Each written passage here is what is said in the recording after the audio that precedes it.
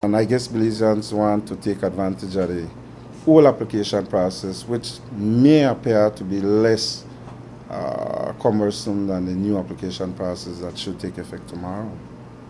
So they're trying to put in the application before the deadline.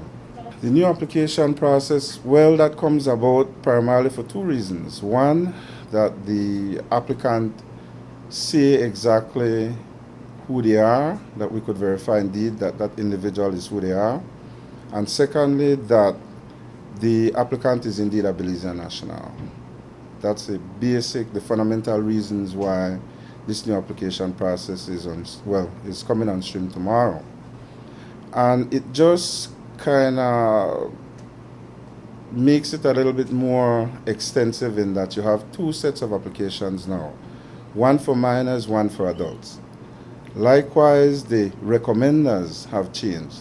Back in the days where we needed were JPs and that would have taken care of the application. Now we have a Class A and a Class B recommender. To make it easier to remember, you could think of them as one from the private sector, one from the public sector. The ones from the private sector are the attorneys at law.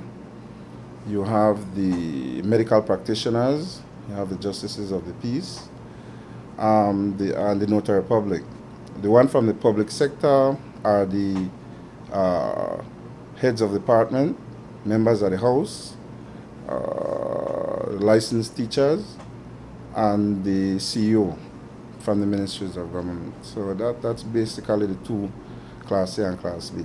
We try to fit it within the 12 working days, or if you're applying from the districts, it would be 20 working days. The production time still remains. We try to keep it within what we did when it was the whole application process. What changes again is just the application and the way it's done, where we require more documents from the applicant and require more supporting documents from the ones that have acquired Belizean nationality, as well as the Belizeans that are applying for the first time. And if any one of those requirements is missing, what happens? Then the application does not go through. But we would advise the applicant, and the application itself has the list of requirements that the applicant should bring along on the day of his application or her application.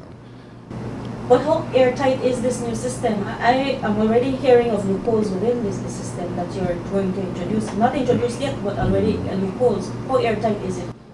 Well, that is, we try to look at the application process from two different angles. We that work inside, we have a processing that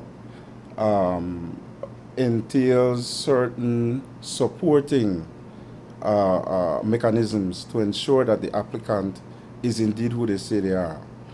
On the applicant side of it, with the application submission, you would need to submit the supporting documents and all other things that goes together with that. But where you're talking about not being airtight, we can only say that we are trying to make it as airtight as possible.